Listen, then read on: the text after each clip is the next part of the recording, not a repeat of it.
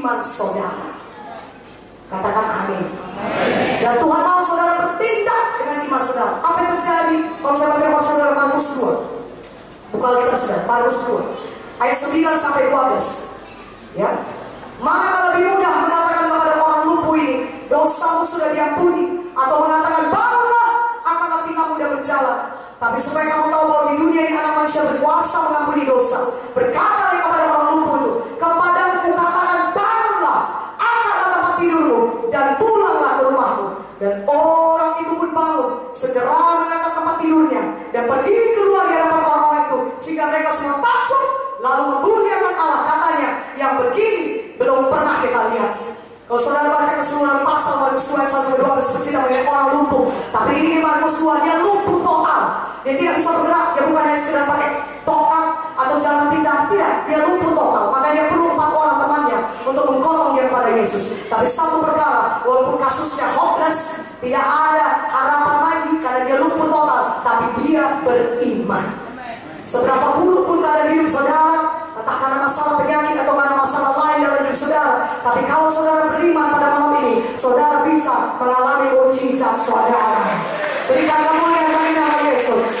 Katakan amin, katakan amin. Saya terima mukjizat Tuhan. Amin.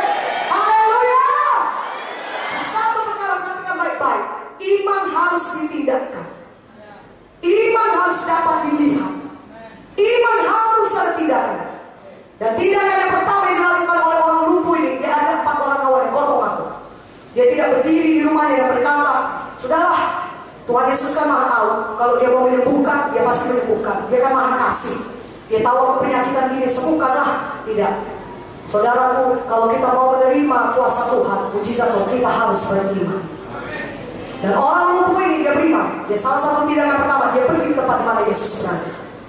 Betapa saudara ketika dia sampai ke tempat Yesus berada, penuh sekali rumah itu. Dia tidak bisa masuk dari belakang pintu. Gak ada orang yang memberi jalan mereka masuk. Dia berusaha masuk dari jendela, dituliskan dalam firman, tidak bisa masuk. Orang tidak memberi mereka masuk. Saking begitu padatnya manusia yang mendengarkan Tuhan Yesus berkhotbah. Dia tidak bisa masuk dari pintu. Dia tidak bisa masuk dari jendela. Kalau dia tidak punya iman yang pantang menyerah, dia sudah lama pulang balik ke rumahnya. Sudahlah, bukan hari ini aku disembuhkan, pulang aja.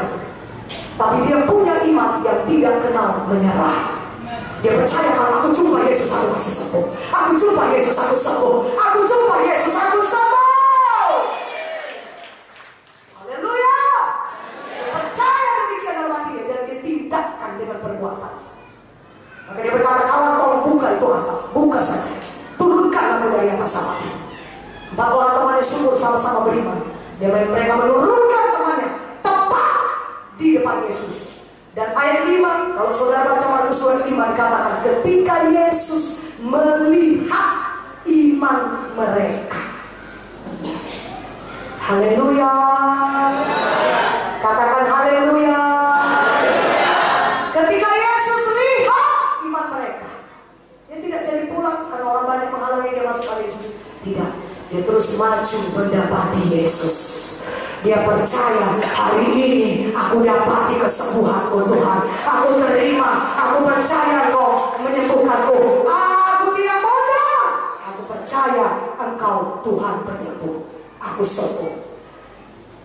Ketika Yesus melihat iman mereka, Paulus berkata, dosamu sudah diampuni.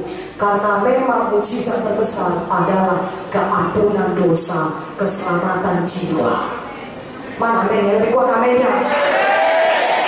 Kemudian Tuhan Yesus berkata kepada dia tadi, bangunlah, angkatlah tempat tidurmu, pulang ke rumah. Ini mengenai tindakan iman, sudah.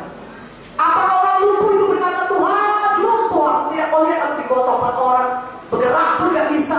Jangankan kakiku, tanganku pun gak bisa bergerak, seluruh badanku pun tidak bisa bergerak. Aku lumpuh total dari atas sampai ke bawah, makanya aku perlu digotong datang kemari. Tidak. Orang lumpuh ini tidak berkata demikian. Apakah orang lumpuh itu berkata, Tuhan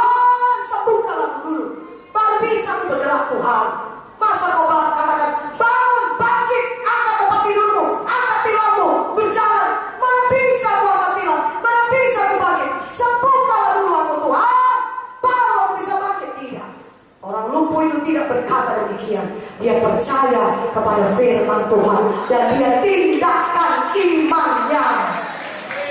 Katakan amin. Dia beriman dan dia bertindak. Apa yang dilakukannya? Dia tidak berkata sembuhkan aku dulu, Tuhan tidak. Dia bangun, dia bangkit, dia angkat tempat tidurnya dan dia sabar, dia berjalan pulang. Amin. Saudara juga pada malam hari ini mungkin sudah berkata, masih sakit kurasa, masih sakit. Sudah sembuh ya aku ini, sudah sembuh ya aku ini, kok masih sakit kurasa ya? Pada malam ini firman Tuhan berkata, kalau saudara beriman, saudara sembuh. Dan apakah iman itu? Saudara percaya, saudara sudah sembuh. Walaupun masih sakit, saudara bertindak, gerakkan tangan saudara, angkat dia dalam nama Yesus. Tangan ini diberangkat dalam nama Yesus. Punggungnya masih sakit, saudara mulai tes, mulai pungkukkan punggung saudara. Saudara pungkukkan punggung saudara, berkata, oleh pilih Yesus, punggungku ini bisa punggung, tidak sakit lagi dalam nama Yesus. Saudara misalnya lumpuh, saudara tidak berkata sembuhkanlah dulu baru aku jalan keluar dari tempatku ini dan buang tempat. Tidak, bertindak saja. Mulai angkat kaki saudara, gerakkan kaki saudara, mulai berjalan dalam nama Yesus. Mana amin yang lebih kuat? Aminnya. Bertindak dengan iman. Andainya kita beriman, iman itu saudara yang sejati adalah iman yang ditindakkan. Itulah dia iman. Haleluya. Iman harus disertai dengan perbuatan. So saya mau katakan saudara di Ibrani 11 ayat 1. Iman adalah dasar dari segala sesuatu yang kita harapkan dan bukti dari segala sesuatu yang belum kita lihat. Dasar dari segala sesuatu yang kita harapkan. Banyak orang di dunia yang sekedar berharap, suatu hari aku akan jadi orang kaya, suatu hari aku akan berhasil, mudah-mudahan aku sembuh. Itu semua harapan-harapan yang banyak diucapkan orang. Saudaraku yang terkasih dalam nama Yesus, tapi ada satu yang lebih kuat dari harapan saudara, namanya iman. Dia memberikan dasar kepada semua harapan itu sehingga saudara bisa mengalami mukjizat Tuhan. Sehingga saudara bisa mengalami apa yang saudara harapkan itu. Katakan